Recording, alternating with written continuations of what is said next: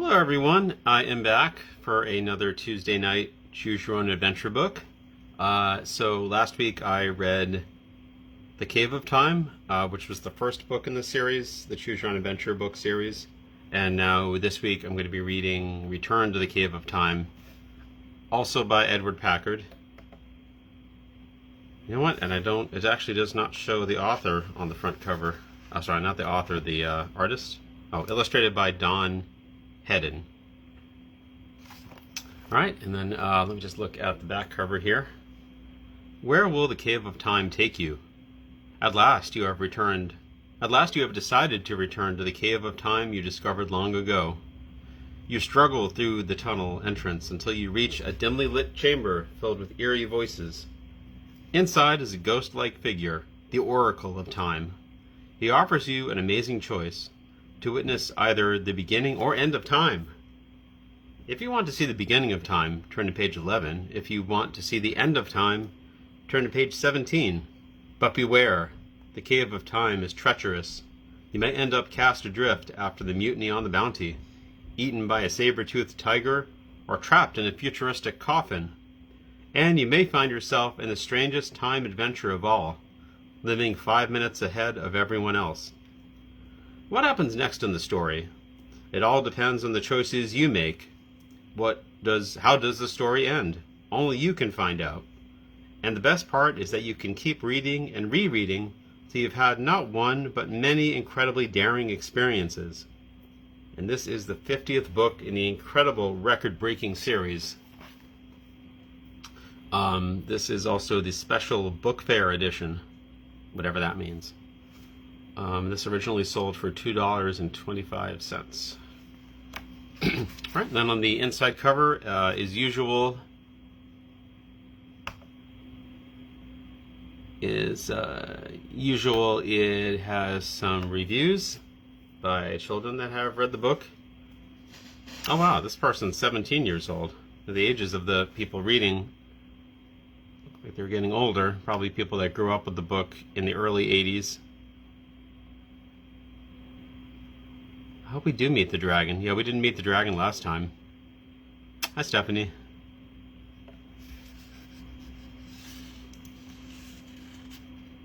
Yeah, the dragon isn't even on the cover. Oh, so this was published in November 1985. Here we are. The Cave of Time. Do not read this book straight through from beginning to end. These pages contain many different adventures you may have while traveling through the Cave of Time. From time to time, as you read along, you will be asked to make decisions and choices. Your choices may lead to success or disaster. The adventures you have will be the result of your choices. After you make a choice, follow the instructions to see what happens to you next. Remember, the Cave of Time can lead to the past or the future, or to the worlds beyond our own. Good luck. Here we are. Your heart races as you make your way through Snake Canyon, looking for the entrance to the Cave of Time. Though it's a sunny summer day, you're wearing a warm sweater under your all-weather parka, as well as wool socks and pants. You don't know where you'll end up once you've entered the cave, but you want to be ready for anything. Hi, Beth. Finally, you reach the familiar grove of pine trees, but your hopes fade as you realize that landslides have covered the cave's main entrance. Determined not to give up, you search the floor of the canyon until you find, hidden behind clumps of sage, another barely passable entrance. Crawling on hands and knees, you enter a tunnel that, judging by its direction, should lead to the main chamber. The tunnel seems endless and keeps curving to one side, as if it might be going around in a circle. After a half hour of crawling, you feel a tightening of the muscles in your throat, the beginning of panic. There's not enough room to turn around. You're not even sure you can back out. Turn to page 3. Oh, and here we are at the entrance. You do look older in this book. I mean, the person reading the book, if they read the original when it was published, they would be older as well. You should have brought a backpack. Yeah, why do we not? Yeah, that doesn't make much sense. We're just wearing all our clothes. I'm sweating my butt off out here. I wish there was like some other way to like go about doing this. I wish I could like carry my clothes somehow in like some kind of container. All right. Painfully, you crawl on, around a bend to the right and then one to the left. Somewhere up ahead, a voice is chanting. Or is it many voices singing in unison? It's an eerie tune with only 3 or 4 notes. A moment later, you reach a dimly lighted chamber. A thin, ghost-like figure abruptly stops singing and looks at you intently. You can hardly find words, but, as if to answer your question before you ask it, this strange man, if he is a man, says, "You have found the Oracle of Time." You are amazed to meet anyone in the cave, much less an oracle. For a moment, you are afraid, but as you look more carefully at the oracle, you can't help but smile.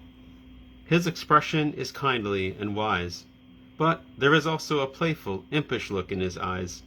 You realize he may be able to tell you some things you've wondered about. What is time, you ask? The oracle is silent for a moment, but then answers in a firm voice. Time is what keeps everything from happening at once. When did time start, you ask? And when will it end? Would you like to see? You gulp in amazement. Sure. What then? The beginning or the end? If you say you want to see the beginning of time, turn to page 11. If you say you want to see the end of time, turn to page 17. And here we are with the oracle. His head looks pretty big compared to yours. I'm not sure if that's like some kind of weird perspective. I don't think it is. He's just got like a really big head because he's so smart, you know, because he's like an oracle and all. There's like, I'm not sure if that's part of the chair he's sitting on, if that's some kind of creature. It's like perched on top of the chair. End of time. End of time, right? Am I right? Yeah. See Doctor Who at the restaurant. With the restaurant at the end of the universe.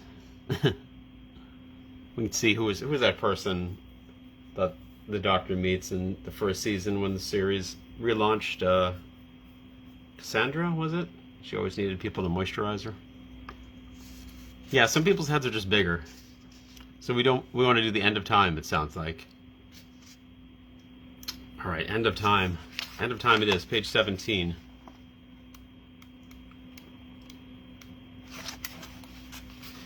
I'd like to see the end, you say. Instantly you find yourself weightless, floating in silent space. Your hands cover your eyes as you try to shield them from the brilliant light of a sun much larger and brighter than our own sun. You are rolling over and over in space, feeling like meat on a barbecue spit. The side of you facing the sun is so hot it would burst into flame if it weren't cooled by the near absolute zero temperature as it turns away from the light. You have no sense of time. For hours, maybe days, you roll gently over and over like a misshapen little asteroid. All the while, this one enormous sun is shrinking ever more rapidly, while growing even more brilliant, until you can see it even through your arms shielding your closed eyes. Then, utter darkness. Nothingness. Moments later, you find yourself in the chamber of the oracle, blinking as your eyes slowly adjust to the pale green light. And there we are, spinning around and around.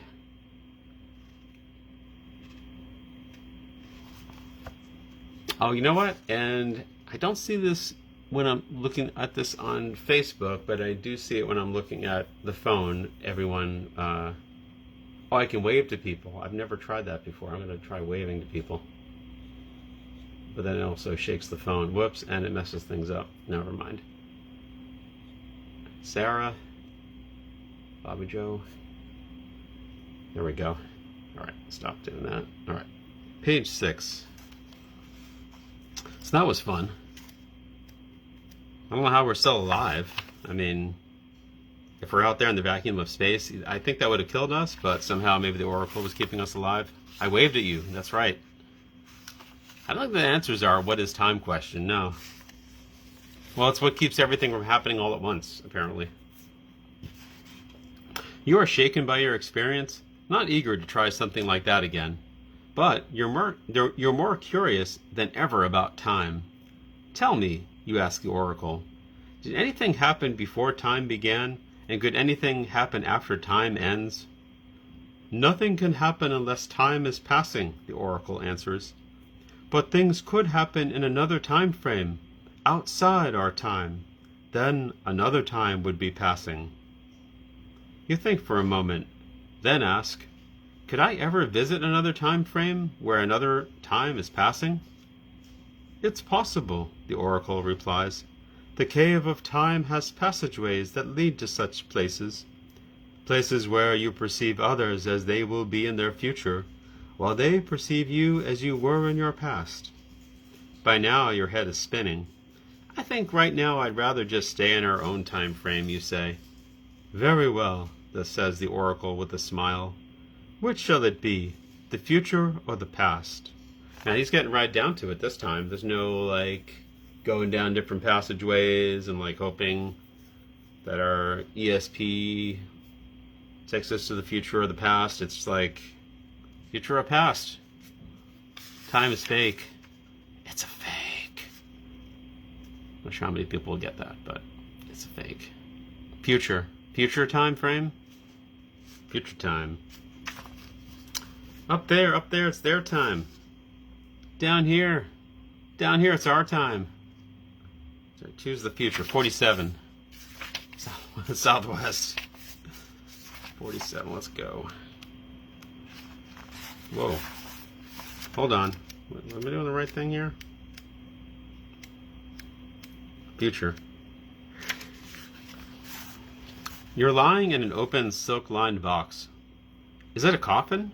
No, you're hooked up to a tube and wires, as if you were in a hospital. But you don't feel sick. You feel quite well. Very well, in fact, though you can't sit up. You think you'll go for a walk. No. Something that you can't see is holding you down. You hear soothing chords of music. The room is bathed in dim light, which constantly shifts in hue from sky blue to yellow-green to red-orange to blue again. Moving your hand to your scalp, you feel tiny wires hooked into your head. They must be paralyzing your nerves so that you can't move the muscles that could free you. Okay, the future doesn't sound that great. So here we are in some kind of coffin. It's the future. It's the Matrix. I was thinking that. Take the blue pill. I forget which pill is the blue pill and which one's the red pill, actually. Page 52. There is no spoon. Where are you? How did you get here? Suddenly, you remember. You traveled through the cave of time, and you must surely be at some point in the future. Your situation is so weird that it must be far in the future. You seem to be in a long, cylindrical room, like the cabin of an enormous airplane, and there are coffins. You can't think of a better word for them, like yours, with wires and tubes and other black, tank-like shapes. The ceiling is invisible because of what seems like a dense fog that begins only a few feet over your head. It's as if you were in the middle of a weird dream, yet you don't feel scared. Though held prisoner, you feel pleasurable sensations, as if you were eating chocolate ice cream, while smelling bread baking, while hearing great music, while seeing a beautiful sunset, while getting a good back rub. Whoever has captured you must have hooked a wire into the pleasure center of your brain. Suddenly, the music changes key. A robotic arm inserts a clear plastic mask over your mouth. You start to gasp for breath, but then realize there's an oxygen mixture being fed into the mask. A moment later, your coffin tilts, sliding you into a tank of warm water that's moving rapidly, as if it were a swiftly floating stream. Well, I guess you're being disconnected from the Matrix. Or we are. What? Weird free dreams. Some weird dreams. Can't wait to find some weird dreams here. It's pretty weird. That is a lot of pleasurable sensations. I just kept hoping it was going to go on and on about trying to really describe how pleasurable it was. All right. Instinctively, you start swimming against the current. At least with your oxygen mask, there's no problem breathing. You stroke and kick hard, glad to be exercising your muscles and relieving the tension of being held paralyzed. Your tubes and wires are still firmly in place, and your body is held by straps under your shoulders and around your waist. You're in what amounts to a swimming treadmill. So this is how people keep their muscles from wasting away, you think. Ingenious, but horrible. Everything is decided for you. You go through the motions, but you have no choices. The people who rule this mad world must think they are providing the perfect life, but one could also think of it as a perfect prison. Get to Zion. This is Zion. This is our home. It's the last human city. Here we are, swimming in the underwater treadmill. Page 80. Suddenly, the current is flowing more swiftly. As you speed up your pace, you feel new, pleasurable sensations. You swim faster and faster until, even with almost pure oxygen flowing into your mask, you feel yourself reaching the limit of endurance. Then gradually the water level falls, and you are left weightless, suspended in warm air currents that blow and swirl all about your body, drying you in a few minutes. Gentle robotic arms lift you back into your coffin, and life, if that's what you call it, goes on as before. As you try to adjust to the reality that lies ahead, you are startled to hear a voice which must be entering your head through one of the implanted wires. You have been identified as an alien intruder. Your bioanalysis shows 87.37% probability you understand English. Your brainwave reaction to the preceding statement shows 99.97% probability that you understand English. Relax. You will not be harmed. Stand by for transport. A moment later, you pass out. Turn to page 108. What part's racist? I didn't do a Dr. Vivaldi voice.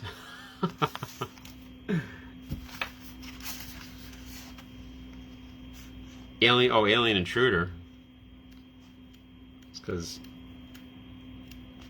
because we speak English. 108. It's taking me a while to get to page 108. Here we go. When you regain consciousness, you find yourself seated in a chair made of very strange material. Whenever you move, the chair adjusts itself so that, however you're sitting, it is molded to your body, giving you the most perfect and comfortable support. The room you are in is much smaller than your living chamber, but the same hypnotic music is playing. Seated nearby is a woman whose body and face seem elongated, as if she were an image in an amusement park mirror. Yet she has a beautiful face, and her soft olive eyes have a warmth and kindness that surprise you. You are an alien of uncertain origin, she says gently. Our computer will determine how you got here and what is to be done with you. Who are you? And where am I? You ask. My name is Celeste, 433, and I am your overseer. You are on Suprema 87, Colony 143, to the 5th power, Proxima Neptune, and you are very fortunate to be here. Through advanced technology, all problems have been solved, all needs taken care of. There is nothing for our people to do but to exist in a state of perpetual pleasure. You start to speak, but a sharply focused light beams at your face, increases in brightness for a moment, and then fades as you decide not to say anything. Go on to the next page. Celeste 433 continues. Our monitors show that you are not completely happy in the supremely pleasurable life we have made possible for you. You must have an irrational, rebellious quality in your personality, a quality acquired in your previous culture. This will cause difficulty. Therefore, I must ask you, will you accept your good fortune and have a life of continual pleasure, or will your thoughts and actions become increasingly rebellious? Please answer truthfully. Our monitors will show if you are lying. I love it when the problems are solved through advanced technology. Yeah, the problems have all been solved. Yeah, it feels like this has kind of been like the last year, just like living online, pleasurable online experiences, strange free material. Yeah, it is kind of prophetic. The Matrix just turned in 1984. 1984, it's kind of like the same thing. If you say you'll accept a life of perpetual pleasure, it's tough to say that really fast. Perpetual pleasure, perpetual pleasure. Turn to page 7. If you refuse, turn to page 29. So do we want to accept a life of perpetual pleasure? Or do we want to refuse this life of perpetual pleasure? I mean, I feel like we're supposed to refuse, right? Like if we say, yeah, sure, let's do it, then that's like pretty much the end. I hate pleasure. Same. That sounds bad. Like, would anyone want perpetual pleasure? Sci-fi writers from the past found the cave of time. Went to the future, but yeah.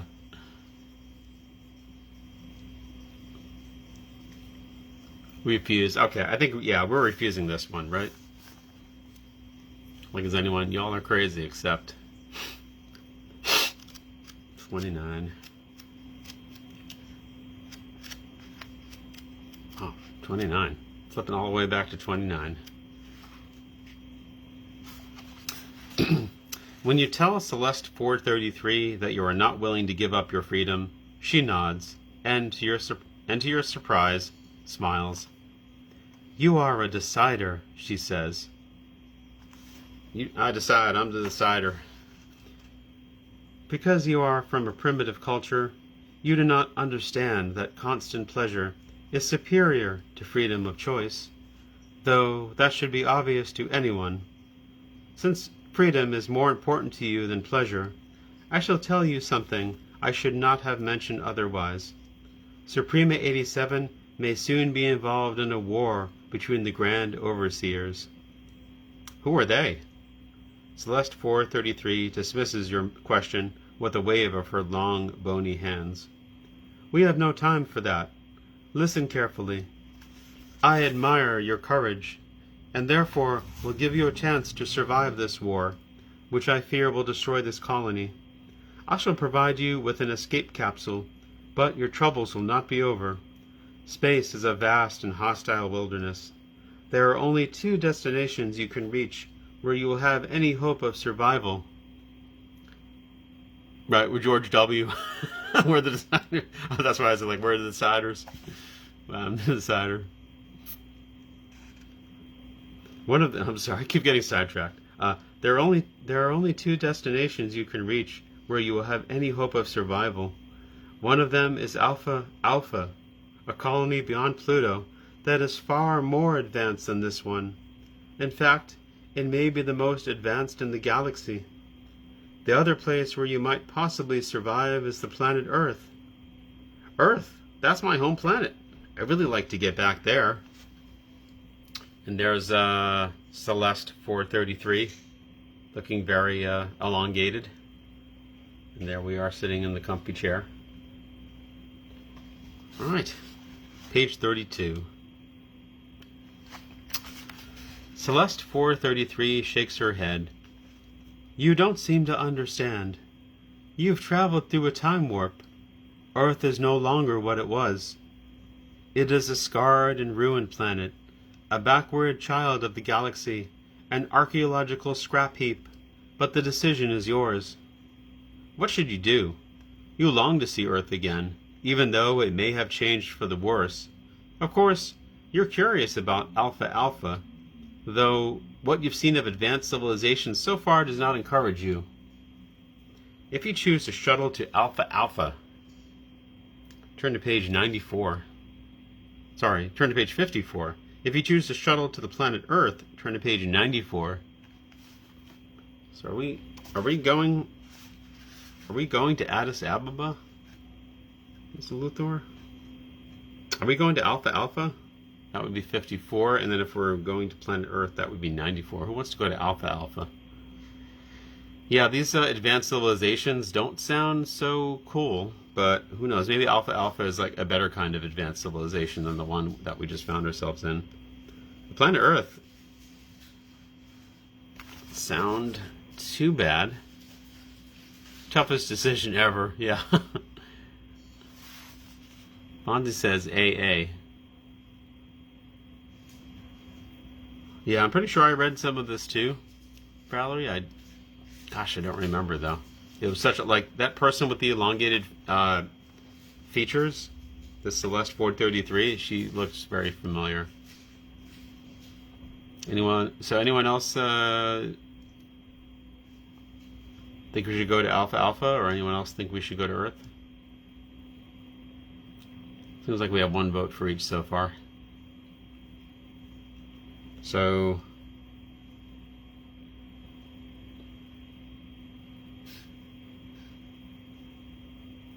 I don't know.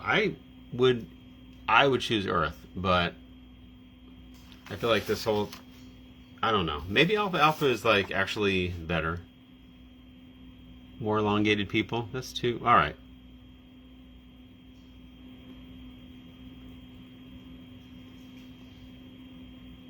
All right, we'll try Alpha Alpha.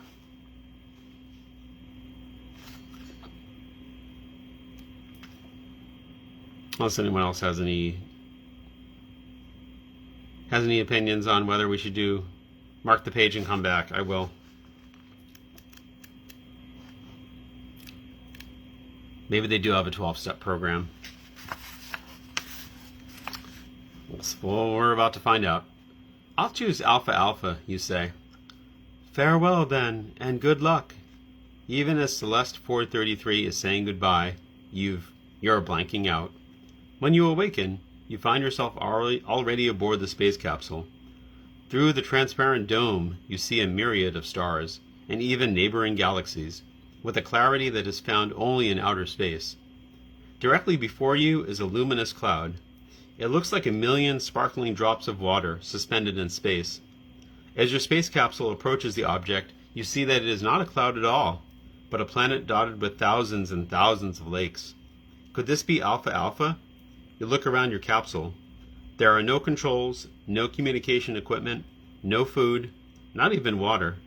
Your entire flight has been programmed. Surely your destination can't be far away, or you would starve to death. Turn to page 62. A myriad of stars. Come on. Myriad. How many 12-year-olds know what the word myriad means? Your heart leaps as you begin to notice little flashes of light jumping from one part of the planet to another. One flash comes right at you. You blink, but it's harmless. Perhaps they have already sensed your presence by now. Being so advanced, the creatures on Alpha Alpha should have no trouble bringing your craft in for a safe landing. But your course soon veers away. With a heavy heart, you watch it slip to one side. Ahead, there is nothing but a few distant stars. You try to hold back your tears. Then you consider that the most advanced civilization must surely be based on love, not cruelty. You can't have reached it yet, but you won't give up hope. The end. What? I don't get it. So, we might reach this advanced civilization, but maybe not? Oh, it's a noun and a verb.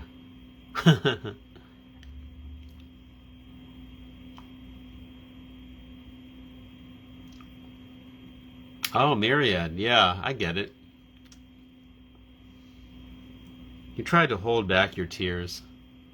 I don't know. I'm not sure what just happened. We basically thought we were heading towards one planet, but then we didn't head towards that planet, and the spacecraft moved to a place where there's only a few stars. Alright, we're going to Earth. Men, we're going to the Olympics. Yeah, we're on to Earth. Page 94. Yeah, that ending was pretty lame. And there's only 16 endings this time. I don't think I mentioned that. So that's like, hopefully that's the lamest one. Yeah, Celeste, we trusted you.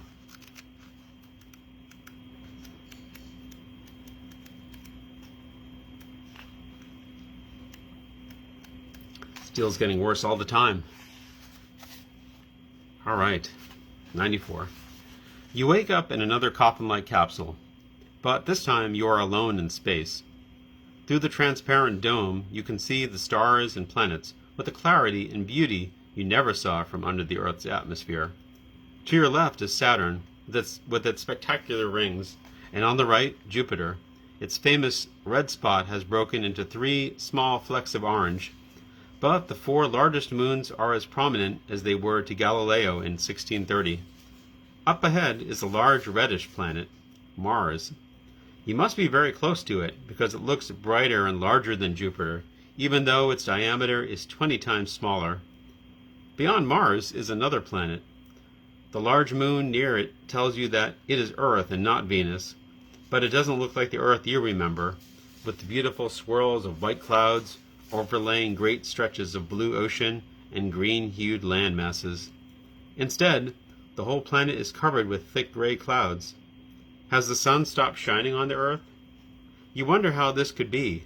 Maybe it's the greenhouse effect you heard was coming, caused by the increase of carbon dioxide in the air. Well, it's already here now. It's not on its way anymore. Go on to the next page. As your shuttle approaches the Earth, you begin to regret your decision to return. But your thoughts are interrupted by a voice coming by a voice coming out of the box simply marked communication. Greetings from Earth Orbit 2303. We have been advised of your approach by Suprema 87. We understand you desire to land on Earth itself. This is a very unusual request. Normally, only archaeologists visit Earth. It is not classified as a habitable planet. Nearly all descendants of Earth survivors are in orbital colonies. Are you sure you want to land on Earth itself? If not, we can redirect you to planet Sintra, which has an environment similar to the one Earth used to have. If you decide to land on Earth anyway, turn to page 37.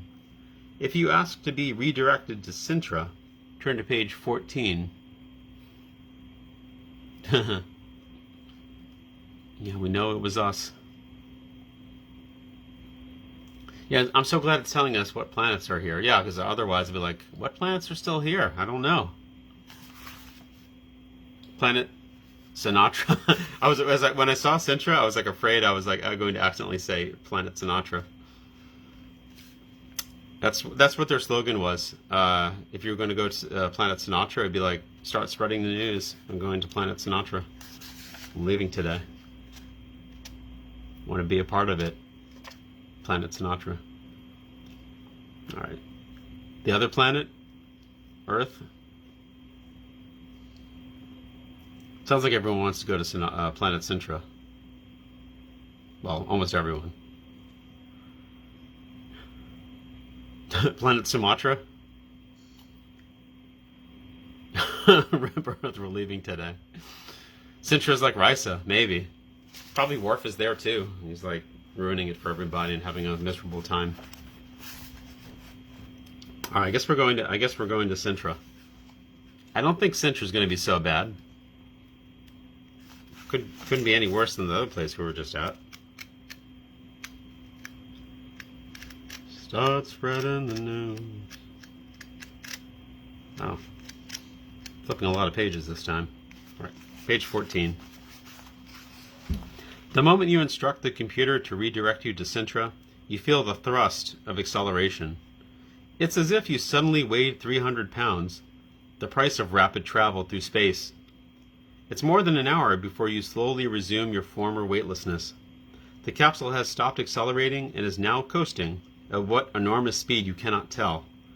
As you are relaxing, a buzzer sounds and the words appear on your video screen. Stand by for hibernation treatment.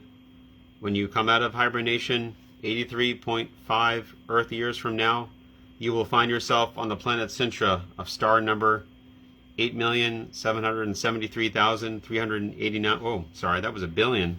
All right, 8,773,389,516. A highly stable Class C star in the Milky Way galaxy. Sintra is one of the most beautiful, abundant, habitable planets in the galaxy.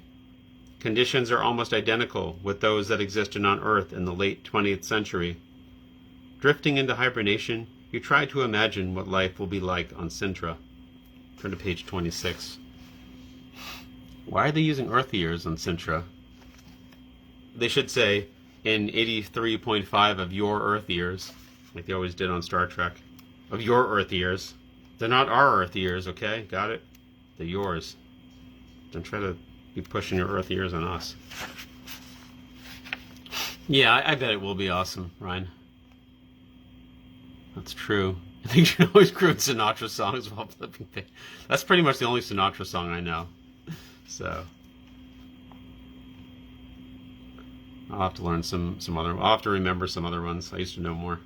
My stepfather was like a big Sinatra fan, so he played a lot of Sinatra. Okay, page 26. Your next sensation is a dull electric shock in your head, then another and another. You flail your arms as if trying to brush away a fly. You want desperately to go back to sleep. But there's no chance of going back to sleep. The mild shocks persist for a few moments. Then you hear loud, lively music playing in your ears. When it stops, a voice speaks. You are awakening from hibernation. Your spacecraft has landed on the planet Sintra. Atmosphere and temperature are well suited for human life. You may open the hatch whenever you want. As you slowly regain your senses, your mind is flooded with questions. What sort of people live here? What kinds of animals and plants? Will there be radio and TV? You hope there will be kids your own age. You can't wait to see. I hope there will be kids my own age. Let's find out if there are kids our own age here.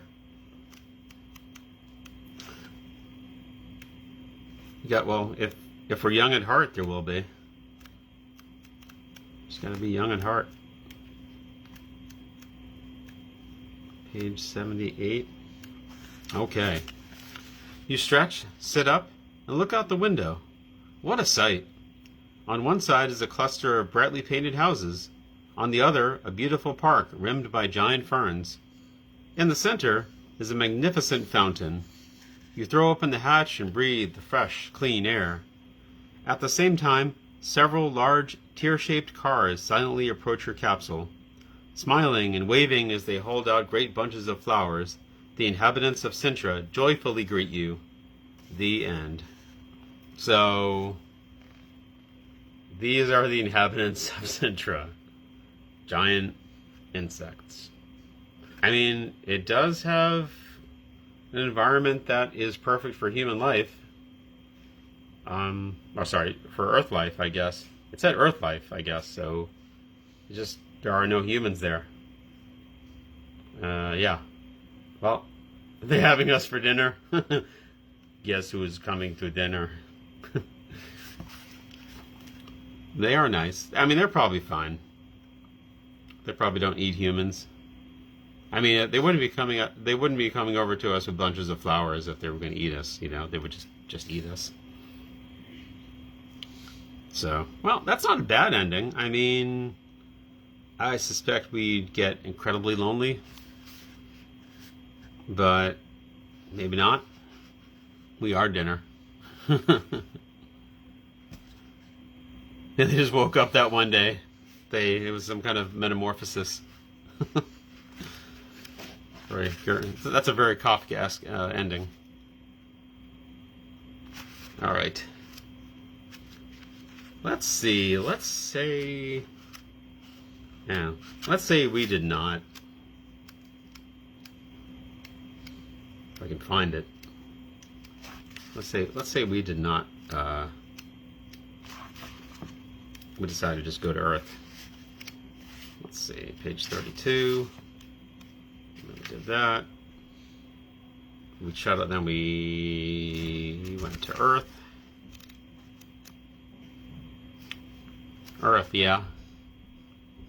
What? Yeah. Why would we get lonely with all these new friends? I don't know. I mean, what if we went to a planet where it was all like humanoid cats, you know, or just simply cats that had, or just simply cats? That wouldn't be too bad. I was gonna say like cats that had human intelligence, but I was like, yeah, maybe just cats. So yeah, let's decide to land on Earth anyways. Maybe we can all become archaeologists here. That doesn't seem so bad. We can just like spend our whole time saying that stuff belongs in a museum. There we go. Earth may not be the same as it was, but it is, after all, your home. You're determined to see what happened to it. Your capsule plunges into the atmosphere, retro rockets firing to break the descent. In a few moments you enter the yellow-gray clouds that cover the planet's surface. You wonder how far into the future you've journeyed. 1,000 years? Maybe even 1,000,000 years. Suddenly a screen lights up. You read the computer-generated message that appears. Instructions for survival on planet Earth. Oxygen content 2.3%. Oxygen generating helmet must be worn at all times. Radioactivity 2.2. Radiation. Resistant coat and helmet cover must be worn except in protected zones. Okay, what does radioactivity 2.2 mean? I don't know. 2.2 what? Alright. Food. Basic gene grain bits are the only edible food. Ingest 87 grams of Vitagram. Antitoxicant formula mark 8744369-5 with each kilogram of gene grain bits. All water must be demulsified and deacidified in Puroscan. All equipment needed for 1 year survival on this planet is included in your backpack, together with a Mark 3204 laser pistol, which will fire 300 times without loss of power. Turn to page 42. So now we finally get a backpack. I guess you have to wait till you're in the future to get a backpack. Okay. You've hardly finished reading these words when you feel an abrupt deceleration followed by a slight jolt. The capsule has made an astonishingly smooth landing. Well, there was a slight jolt though, but okay. Through the window you see an endless landscape of rocks and boulders, the sort you might find in a dried up riverbed. So this is Earth. You can only hope it's not all like this. You quickly put on the oxygen generating helmet and your radiation resistant coat. When you open the hatch and step out onto what, as far as you can tell, could be some desolate planet 1,000,000 light years away. But you're not going to give in to despair. After all, your computer said there is food available. As you step outside and look around, your heart sinks. You might as well be in the middle of a desert.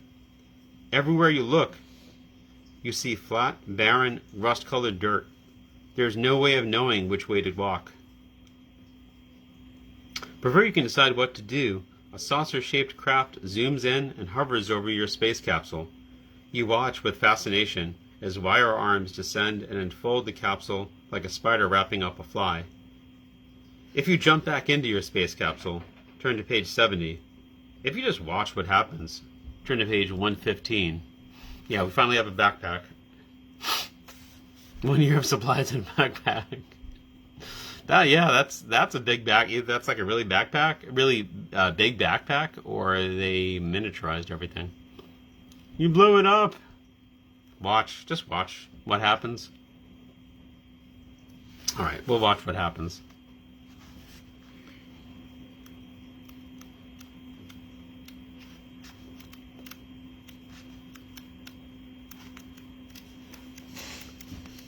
Flipping through lots of pages again. Oh, so this is a different book. Well, eventually we'll read the book that you're thinking of. Nope.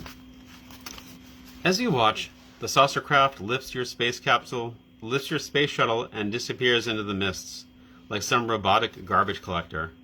Then a loneliness sweeps over you, even worse than what you experienced in space. You strap on your backpack and start walking over the flat, rubble-strewn terrain, trying to travel in a straight line. As night approaches, you have no idea how far you've traveled or how far you are from civilization, if there is any in this desolate world. You lie on the hard, sandy ground and try to sleep, but within minutes you sense something overhead. Opening your eyes, you see the saucer craft hovering above you. The wires are already unreeling. You jump up, yelling at the craft above. Before you even think to run, the wires wrap around you. You realize this craft must be manned by a robot that can't distinguish living beings from stray objects, and you feel the wires like great snakes crushing you. The end. There we are. Flipping the pages but not crooning. I'm sorry, Stephanie. Start spreading the news. Great snakes are crushing me today. Alright. Oh, and there's our backpack on the ground. Well, maybe someone else will be able to use our backpack, I guess. You know, so it's not a total loss. At least the backpack will get used someday. Yeah, that's pretty messed up. Stop it, you're killing me. Stop it, you're killing me. Okay. Yeah, maybe we'll jump back into the space capsule. Crushing us with hugs. Hugs. Mummy, hug. Let's jump back into our shuttle. Okay. Yeah, let's do that. Let's jump back into the shuttle. Page 70. Oh, wait, I don't think I showed a close-up of this. Did I? Looks like the symbol on our back is almost like a peace sign or something. I can't tell what that's supposed to be. Okay. If you just watch what happens. No. Jump back into the space shuttle. The space capsule. Page 70. Maybe going into the past would have been better. Yeah, we haven't even gone into the past yet. You dive into the capsule and shut the hatch, and just in time, because within seconds the saucer craft lifts off. The ground passes by at a dizzying speed as the craft transport you across the desolate landscape, skimming over hills covered with stones and weeds. You cross a dried-up riverbed and then the ruins of a city, gutted skyscrapers, rusting bridges, buildings toppled into shards of steel beams.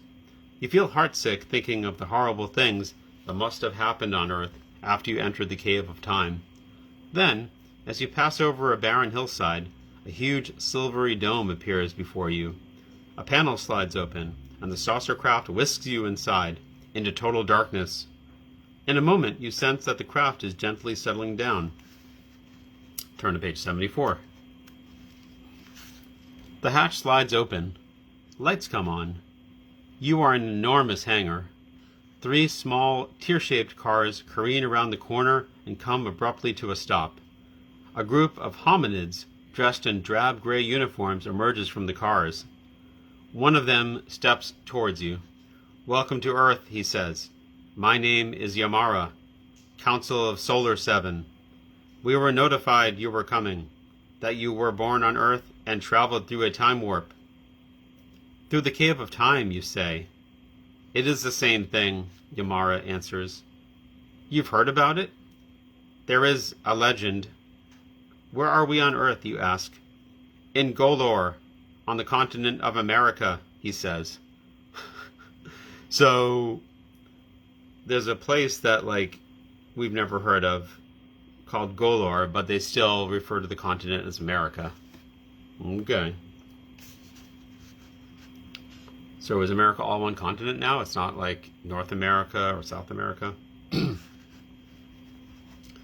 One of the hominids sets up a small video screen and presses buttons on a handheld keyboard. A full color map appears. It is a map of the Earth, but one that looks very different from the Earth you know. Australia has merged with Asia. Antarctica has drifted almost to Hawaii. North and South America have merged into one big glob. Well, okay, that answers that question. You realize that you must have been transported millions of years into the future.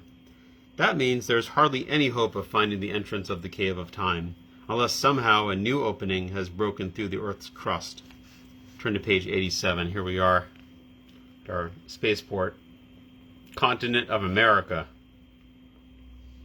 Continent of America. It'd be fun if they just called it America now. Here we are.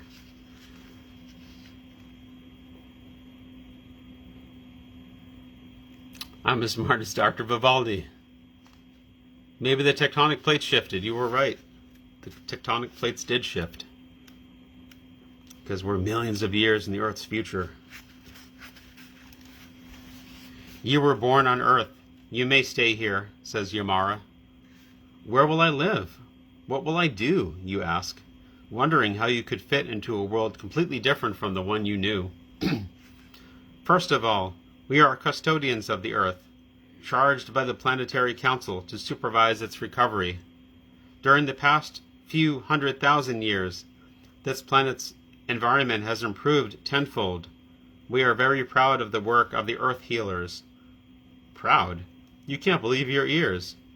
From what I've seen of Earth, there's not much to be proud of, you say. No grass or flowers, only a few sickly-looking weeds, cities in ruins, but your host interrupts. Do not judge us, the living, for all the terrible things that have happened in Earth's history. We and our forebears have been working for hundreds of thousands of years. Our robot craft spent 24 hours a day cleaning up debris and neutralizing radioactive sources. In some areas of the world, trees and plants are growing. Each century, carbon monoxide and other toxins decrease and oxygen increases. Now a person can sometimes take off his helmet and breathe the air for a few minutes. In a few million years, the earth will be filled with plant and animal life, and the oceans and rivers and lakes and air will be as clear and pure as they were before humans spread over the planet. Turn to the next page. Hi, Dinah. I don't know if anybody heard Dinah was meowing. I guess Dinah was like trying to... Oh, moms, I know. Go on to the next page. You are very moved by the noble goals of Yamara and fascinated by the state of life on Earth. This world, which for me is the world of the future, is very interesting, you say.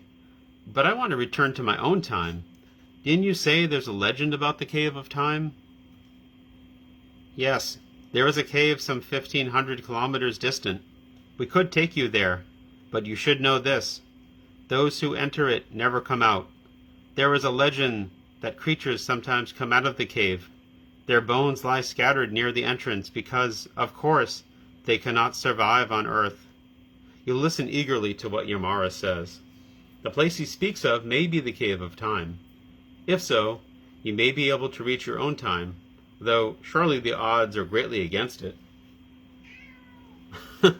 Moms, do you want to read the book with me?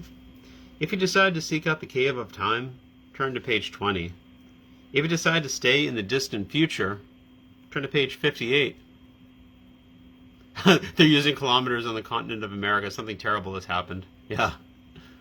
Well, it's like in Star Trek, like in the future, in Star Trek, or at least, I don't know about the original series, but in the Next Generation, they were like using the metric system for everything. Again, everyone hear Dinah? She's meowing quite a bit. Right, moms? Oh, okay, okay. All right, so would anyone like to... who thinks we should seek out the Cave of Time? I'm thinking that might be a disaster. I don't know. There's no guarantee that we're going to find the Cave of Time, and this future doesn't seem too bad. It seems like a noble goal to, like, clean up the Earth. Dana wants to meet the cat people we were talking about. Yeah. She heard about them earlier. She was, like, on the bed the whole time, just taking a nap. She does that during the evening. And, the desk that I'm using is right near the bed.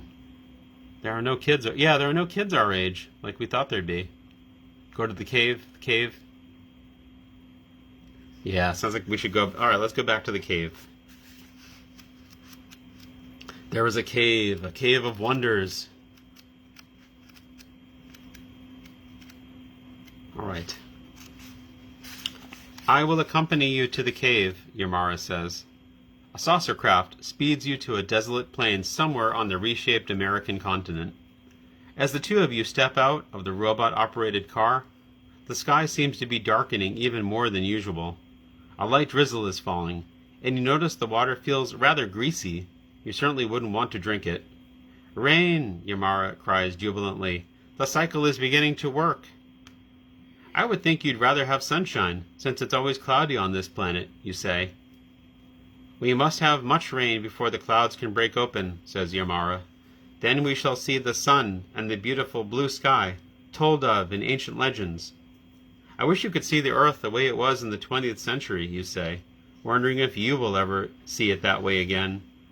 You look around and see the entrance to a cave, little more than a narrow tunnel leading into the ground at a 45-degree angle. A cold, damp breeze is blowing out of it. You shake your head. Whatever this is, it bears no resemblance to the Cave of Time, but your mind is made up. You thank Ymara for his kindness, take a last look at the desolate landscape, hunch over so as not to bump your head, and walk slowly and steadily into the tunnel. It's almost a relief when you suddenly feel yourself falling. Turn to page 5. Greasy water. I love that dirty water. I love that dirty water. Oh, past Earth, you're my home. Okay. Turn to 5, yeah. Suddenly you're back in school, standing just outside the door to your classroom. Looking in, you see all your friends. Your seat is empty. The teacher, Miss Hawkins, is talking about the government, explaining what the Supreme Court does. Somehow you've gotten back to your own time. How will you ever explain why you're late to school? You're tempted to keep out of sight, but you realize you'll have to explain eventually. Glancing at your watch, you can tell that the class started only a few minutes ago, so you walk quietly and quickly to your seat and hope Miss Hawkins won't make much of it. To your surprise, no one seems to notice you. You quickly take your seat and look as if nothing has happened. You'd expect Liz Wilkins in the seat next to you to whisper something, or at least look at you. After all, you've been away quite a while. Hey, Liz! Psst! Turn to page 8. No response. What's the matter with her? You poke her with your pencil. She doesn't budge. It's as if you weren't even there. Uh-oh. Something seems wrong here. This part's pretty weird. I think Liz Wilkins does hate me. Okay, no one answers. You're the only one to raise your hand, but Miss Hawkins doesn't notice. Neither does anyone else. Maybe they just don't like us. They just want to ignore us. Okay. 9, you call out. Still, no one answers. Well, the answer is 9, says Miss Hawkins. 1 Chief Justice and 8 Associate Justices. By this point, you're beginning to think you're losing your mind. Miss Hawkins, you almost shout. Didn't you hear me? I said 9. Now, how do you suppose someone gets to be a Supreme Court Justice? Miss Hawkins asks the class. Liz, Jimmy, Matt, you shout. Can you hear me? Still, no one notices. What's happened, you wonder? Could the Cave of Time have made you invisible?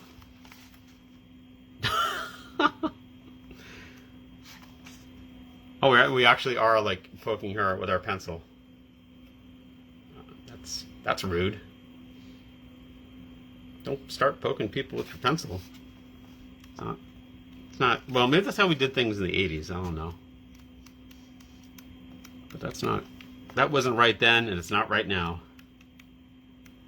Page 92. I'm flipping so many pages today. I feel like they're making us flip more pages than usual. Suddenly, all eyes turned toward the classroom door. Well, look who's here, Miss Hawkins, still looking at the doorway, calls out your name. Well, just don't stand there. Take your seat, and after class, I want to hear about where you've been for the past few days. You blink your eyes and look again. There's still no one near the doorway. Glancing at your watch, you can see it's been exactly 5 minutes since you came in. Suddenly you realize what's happened. It's what the Oracle warned you about. You're in another time frame, caught in 2 different perceptions of time. That's why you think you are. That's why the you think you are is invisible to everyone else. Okay. Your time frame is 5 minutes ahead of theirs. No one could see you until 5 minutes after you walked in. And when you spoke, no one could hear your voice until 5 minutes had passed. It's a horrible situation. You've got to get back to the Cave of Time. Turn to page 100. Somehow, you run out of the classroom and down the hall. Somehow you'll find your way. You'll stow away on a bus. At least you won't have to pay any fare. No one will notice you for 5 minutes. You slip out of the school and start to cross the street. There are no cars coming, but you have a frightening thought. You could be hit by a car coming along right now that you won't see for 5 minutes. You'll have to cross several streets to reach the bus station. Should you take the risk? Yeah, you could. I mean, we are too young for casinos here. This is some Christopher Nolan shit, yeah, for sure. Still haven't seen that movie, but someday. If you risk crossing the streets to get to the bus station, turn to page 105. If you decide not to risk it, turn to page 86. Should we cross the streets to get to the bus station? Yeah, I don't remember if we crossed the streets or not. Stow away on the bus. To stay on the bus forever. We're gonna die, probably. Probably gonna die. Decide not to risk it. Should we cross the street? Pretty much. I mean, maybe not crossing the street is what gets us killed. Cross the street. Cross the streams.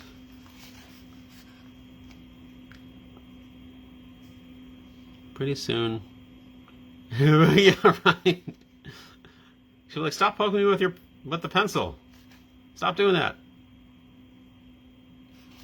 Rude. Okay.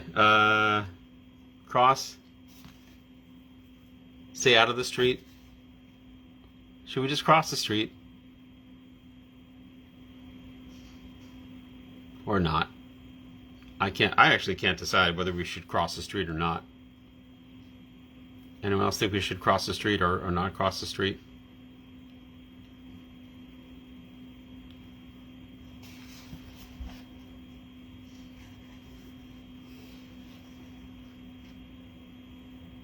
Oh, okay, I just want us to die now. Alright, I'm going to cross the street and see what happens. We might be okay. You know this car is coming along all the time. There are plenty of chances to cross, but how can you be sure you'll make it? You've got to take the risk. You dash across the street and make it. You head down the avenue. There's the bus station. Only one more street to cross. If you could just cross it when it was green 5 minutes ago. You time the light with the second hand of your watch and find that it shines green for 60 seconds and then red for 60 seconds. As it turns green, you think, it must have turned red 5 minutes ago. You should wait 1 minute, then it will have been green 5 minutes ago.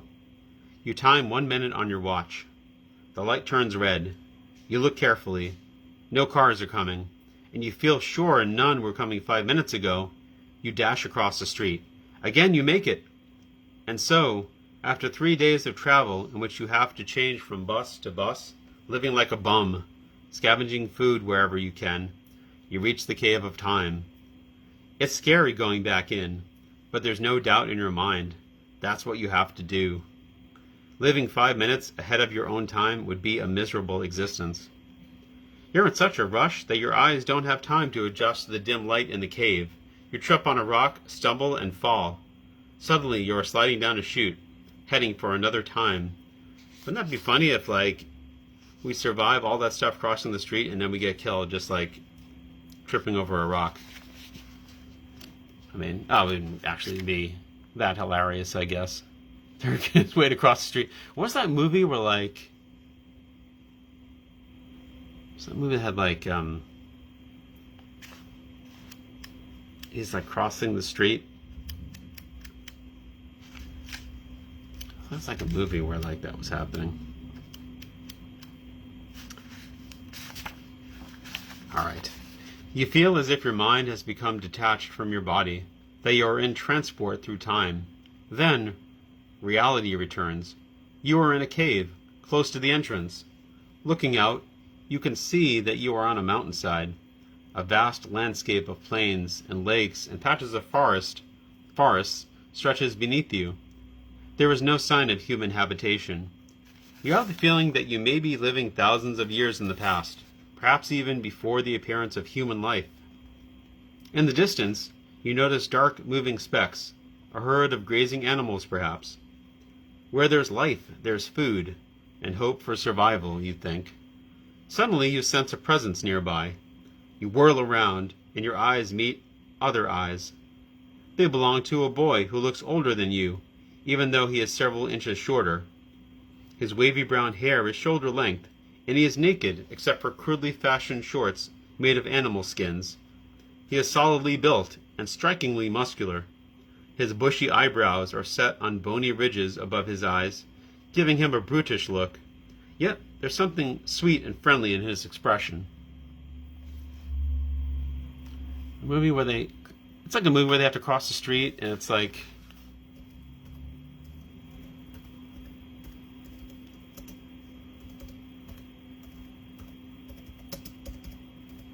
yeah.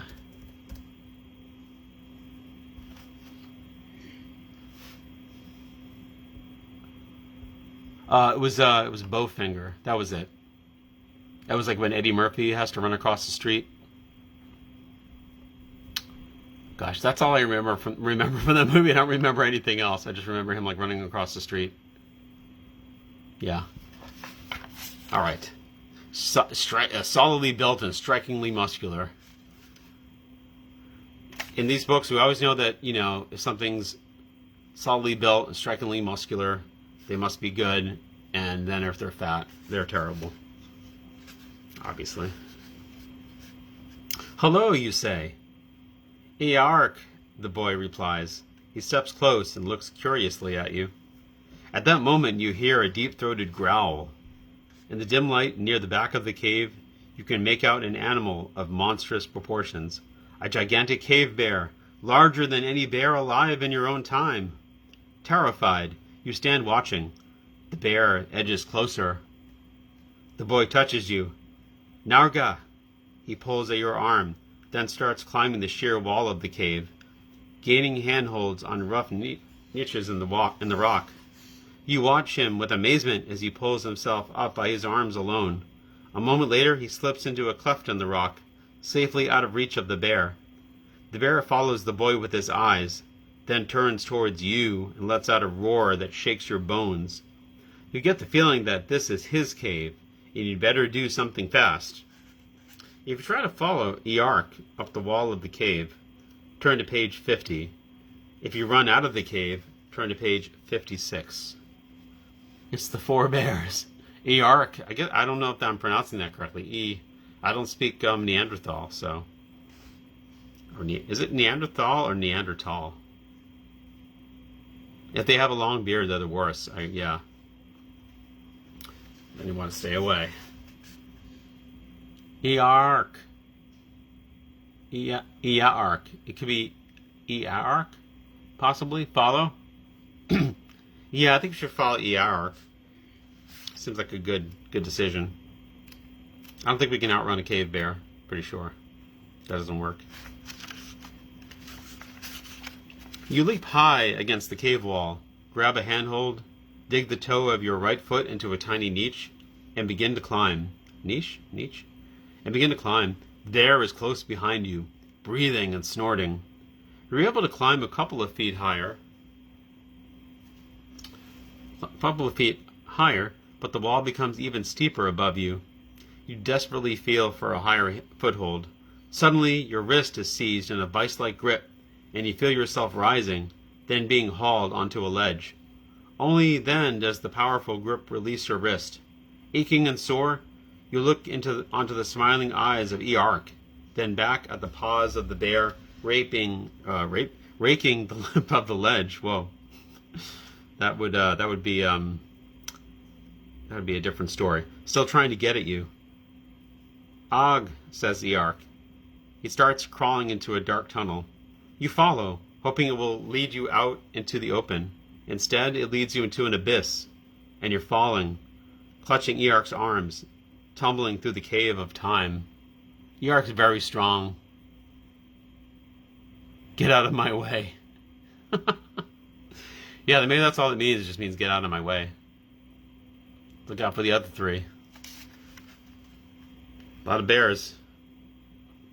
Oh, and here we are. There's the bear trying to get at us, and there's Eark pulling us up with their powerful, solidly built, muscular arm. He is strong. Eark is very strong. 93.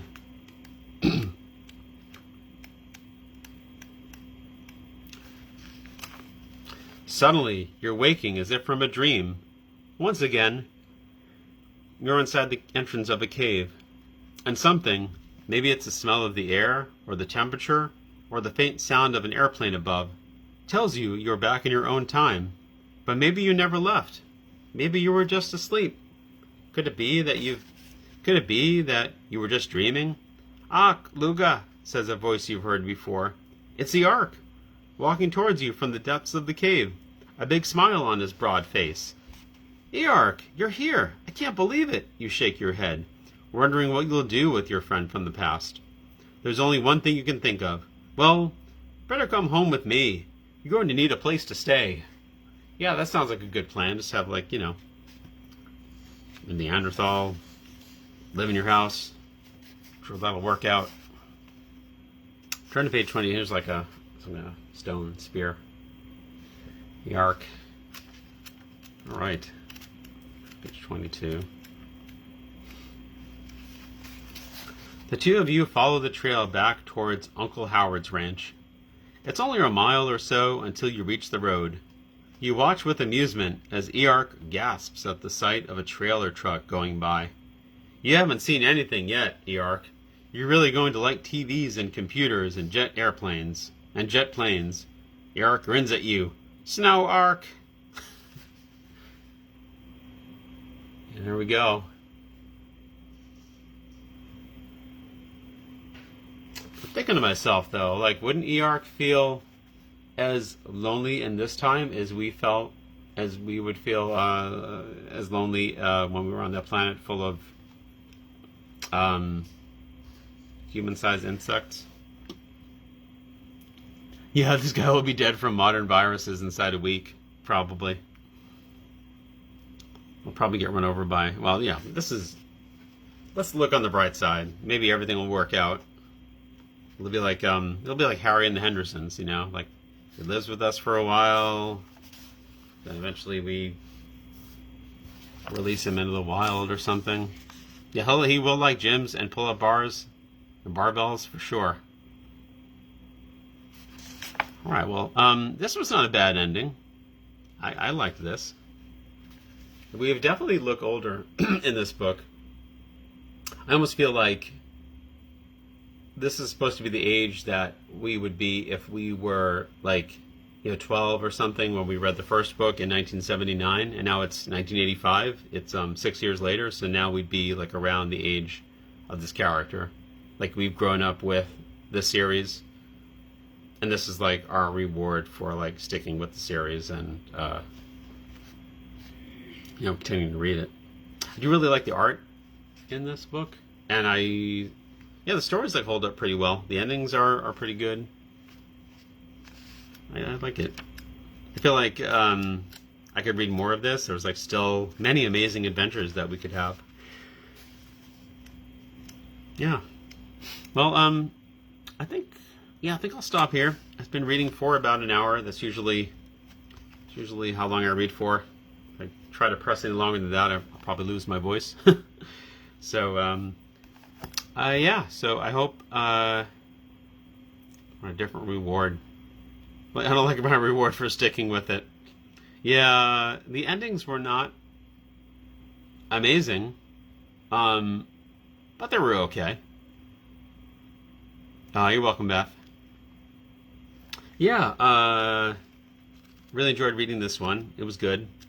Next week, I'll see what I'll be reading next week. I believe that is going to be, I think I already have chosen which one I'll be reading next week. That is going to be, no, that is not it. So I'm just looking up. Where is it? No, that is not it. Sorry, I'm just looking up what number 4 would be.